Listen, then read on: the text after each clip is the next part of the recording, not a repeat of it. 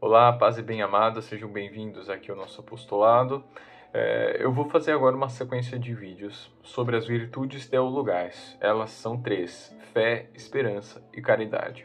Elas são fundamentais para tudo que nós vamos ver daqui em diante, tá certo?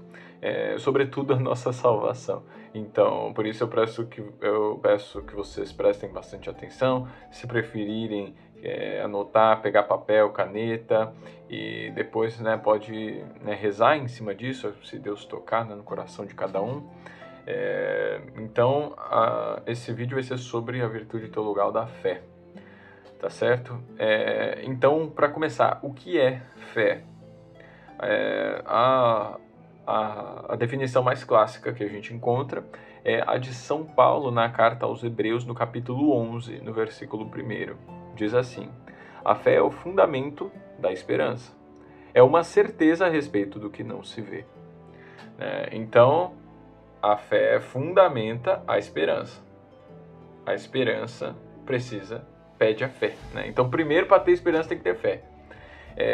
E aí, São Paulo fala, é a certeza a respeito do que não se vê. Então, de modo mais geral, a gente pode colocar dessa forma: precisa nos ser dado a fé. A fé é algo que nós recebemos, é um dom de Deus.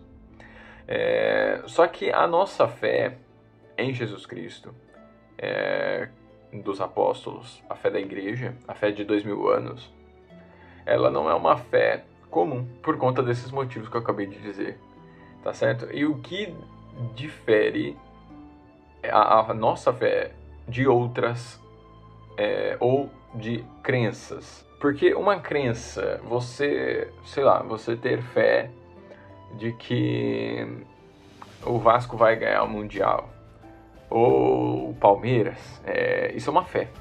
Mas isso não é uma fé teologal. Isso não vai ajudar na sua salvação. Então a fé teologal, o que a gente está conversando aqui, é referente a Deus. Mas a Deus verdadeiro, a Jesus Cristo. É isso aqui que São Paulo está dizendo, que Santo Tomás diz. Então, essa fé ela é um dom, uma graça que nós recebemos. Para quem é batizado, recebe esse dom infuso, recebeu, no caso, esse dom infuso no batismo. Então Deus nos dá essa graça através do sacramento do batismo. E claro que ao longo da nossa vida, conforme nós vamos exercitando, ela tende a crescer. É a mesma coisa a energia no corpo. Uma pessoa sedentária, ela tende a ter menos energia do que um atleta. Por quê? Porque o atleta, ele diz para o corpo dele que ele precisa de muita energia. Como que ele faz isso? Gastando energia.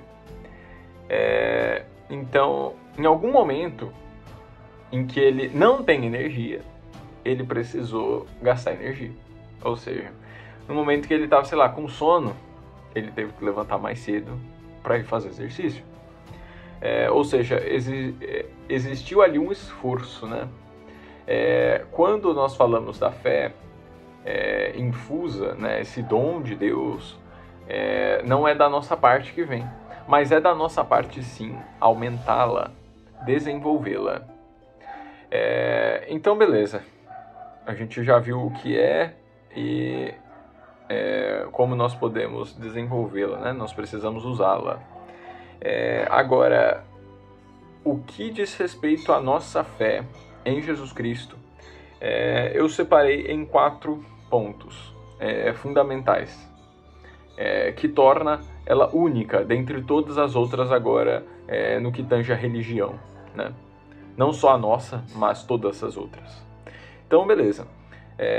A igreja nos ensina que, num documento apostólico chamado Fides et Ratio, em latim, do Papa São João Paulo II. E esse Fides et Ratio significa, em latim, fé e razão. Então a igreja nos ensina, sobretudo a partir de Santo Tomás de Aquino, ele vai fazer justamente essa ponte, sobretudo com os filósofos antigos, né, dentre eles o ilustre Aristóteles, e a fé apostólica que nós recebemos em Jesus. Quer dizer, a fé de Jesus que nós recebemos dos apóstolos. Esse documento da igreja nos ensina que a fé não é algo que nós cremos porque sim. A fé é racional. Existe uma razão lógica, embora não empírica, né? Não é algo que te conduz diretamente, mas é algo que te conduz indiretamente, racionalmente. Na crença, né, em Deus, né, num ser onipotente, onisciente e onipresente. Para ilustrar isso, pensamos num quadro, né, desses aí do Leonardo da Vinci, né, desses grandes pintores. Se a gente olhar esse quadro no meio da natureza, a gente vai falar, isso tá assim porque aconteceu um monte de coisas sem querer e ficou assim. Ou a gente vai olhar para o quadro e vai perceber uma inteligência, um design, a gente vai perceber uma engenharia através daquelas tintas e daquelas técnicas. A gente vai perceber que é impossível que aquilo tudo tenha vindo do nada. A gente vai perceber que aquilo só pode ter vindo de um grande artista, de alguém que estudou e praticou muito as técnicas de pintura, as tintas, como desenvolvê-las e etc. Então é isso, né? É impossível que algo tão complexo como o corpo humano, como a natureza, que tem uma organização, que tem uma ordem sublime, né? Desde as células até os astros, é impossível que a ordem venha da desordem, que a ordem venha do caos, que o nada venha que o tudo venha do nada. É muito mais lógico, é muito mais racional que a ordem venha de uma ordem superior, que a criação tenha um criador. Isso é lógico, e isso é racional. Tá? Então esse é o nosso primeiro ponto em Deus. Depois nós nos deparamos com diversas religiões. Nós percebemos um movimento. E o movimento das outras religiões é o povo que se volta para Deus. Os judeus, todos eles. Agora, na nossa religião, é Deus que se volta ao povo. O Verbo se fez carne e habitou entre nós.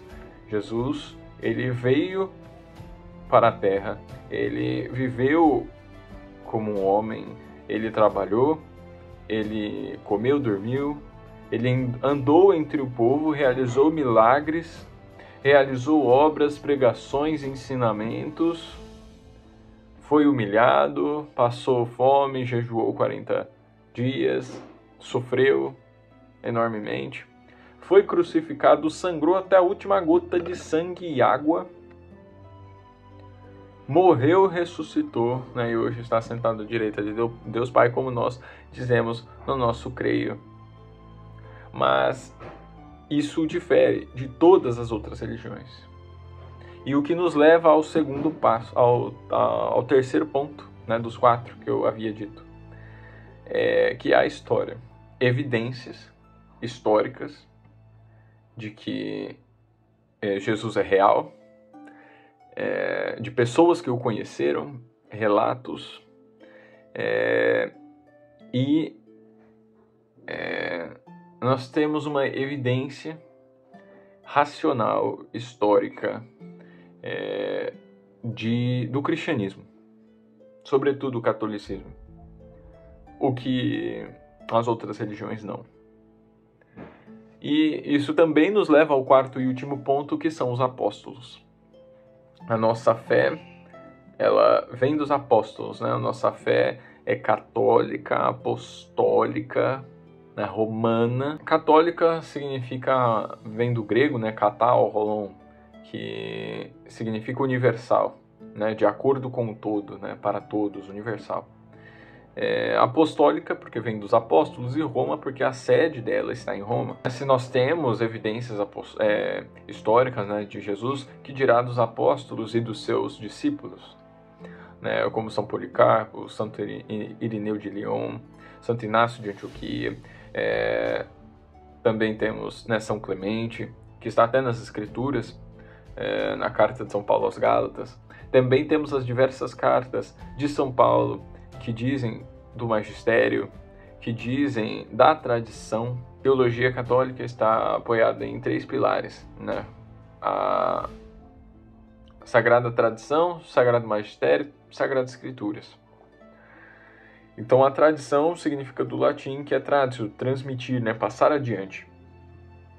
O magistério é o grupo desenvolvido ali entre os apóstolos para se discernir, seja algo ortodoxo, que esteja de acordo, que esteja em união. Então, o magistério ele direciona, né, para onde a igreja vai. E a Sagrada Escrituras, ela dá todo o suporte e complementa, né, esses 3 pilares. A igreja, ela é pautada, sim, né, nas Escrituras, mas também na tradição dos apóstolos e também no magistério.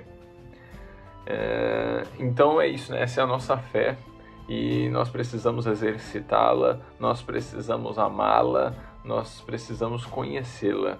E a gente não ama o que a gente não conhece, e esse é o objetivo desse canal. Nós conhecemos mais a fé e a Deus. Tá certo? Então, próximo vídeo, a virtude teologal da esperança. Eu vou ficando por aqui. Muito obrigado. Cliquem em gostei, se inscrevam e ajudem a compartilhar. Ok? Muito obrigado. Salve Maria.